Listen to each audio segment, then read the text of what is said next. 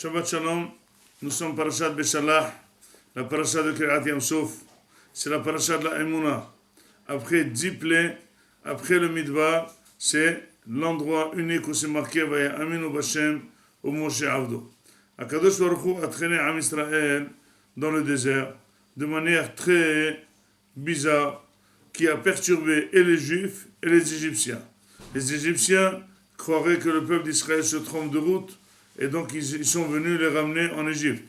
Am Israël lui-même ne comprenait pas, il y avait une route très droite, ils sont en train de tourner autour d'eux-mêmes. Et finalement, ils se retrouvent avec les Égyptiens derrière et eux face à la mer. Et tout le monde crie, qu'est-ce qu'on va faire? Dit mon cher Rabbeinu, sachez qu'aujourd'hui, c'est le dernier jour où vous avez vu les Égyptiens, vous ne les verrez plus. Et maintenant, voilà, c'est pas la peine de parler. Akadosh a dit de rentrer dans l'eau, de rentrer dans la mer. Et puis finalement, Am Israël ne comprend pas qu'est-ce qui se passe. Il dit, c'est quoi rentrer dans la mer?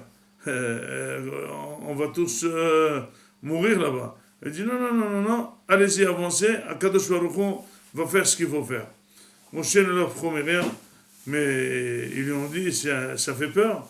En tout cas, nous, on est d'usage, on fait le kavod au Rav qui Rishon. Au moins, saute-toi le premier dans l'eau. Nous aussi, on va sauter après toi. Il leur a dit non. Akadosh a dit, moi, je reste derrière. C'est vous qui allez devant. Eh bien, imaginez-vous la scène. Am Israël ne veut pas tellement y aller.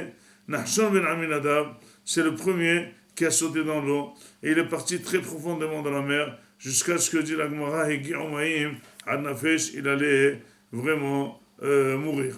La question se pose, et dit la Gemara, c'est grâce à Nahshon ben Aminadab, que la mer s'est ouverte. Parce que quand Nahshon est parti, Saré Yehuda Regmatam, Saré Zevulun, Saré Naphtali, beaucoup d'autres sages l'ont suivi pour arriver, pour faire comme lui.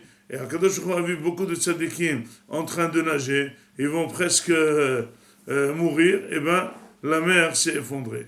Et là, c'est vraiment la Emouna par principe, le bitachon, la confiance en Akadosh Baruch Hu par principe que Nahshon a dû témoigner à Akadosh Baruch Hu. La question qui se pose, quand Nahshon est rentré dans l'eau, est-ce qu'il pensait que la mer allait s'ouvrir ou il ne le pensait pas? Est-ce que Moshe leur a promis de rentrer dans l'eau et puis la mer va s'ouvrir ou pas? Parce que si jamais il le savait, il y avait une promesse. Donc finalement, cette épreuve n'a aucune valeur. Moshe Rabbeinu a l'habitude de promettre. Et finalement, la promesse s'est accomplie. Et ils vont tout de même lui faire confiance pour une autre promesse. S'il ne leur a pas promis, qu'est-ce qu'ils ont pensé quand ils sont rentrés dans l'eau? C'est quoi le bitachon finalement? Quand quelqu'un a confiance à Akadosh Baruch Hu, qu'est-ce qu'il faut? Est-ce qu'il doit être sûr que Hachem va le ménager, va lui donner ce qu'il faut? Ou qu'est-ce qu'il doit penser? Parce que s'il est sûr qu'Akadosh va lui donner ce qu'il faut, donc c'est un bitachon, mais finalement il est très sûr. C'est une confiance qui paye. Mais s'il n'est pas sûr, pourquoi on dit que Nahshon a un grand Sahara? Pourquoi? Parce qu'il est rentré dans l'eau. Mais s'il était sûr que la mer va s'ouvrir, eh ben, il ne mérite rien. Il savait exactement ce qu'il devait y avoir. Et la Morev Rabotai, le bitachon dans Akadosh Baruch Hu, la confiance dans Akadosh Baruch Hu, c'est ne pas penser, ne pas du tout songer qu'est-ce qu'il va y avoir demain. Est-ce que demain on va vivre? Est-ce que demain on va avoir du manger? Est-ce que demain on va respirer? Est-ce que demain on va marier les enfants? Est-ce que demain le travail va aller? Il ne faut même pas réfléchir. La confiance en Akadosh Baruch Hu, ce n'est pas d'être sûr que Akadosh Baruch Hu va te donner ce qu'il faut. Il faut ne rien penser. On est entre les mains d'Akadosh Baruch Hu et on est prêt qu'il fasse ce qu'il veut de nous. Quand Nahshon est rentré dans la mer, il ne savait pas si elle allait s'ouvrir, il n'allait pas s'ouvrir. Hachem a dit de rentrer dans la mer, on est rentré dans la mer. Quand la personne écoute Akadosh Baruch Hu sans avoir du tout de questions, sans avoir du tout de promesses de Akadosh Baruch Hu, ça veut dire qu'il a une confiance aveugle dans Akadosh Baruch Hu.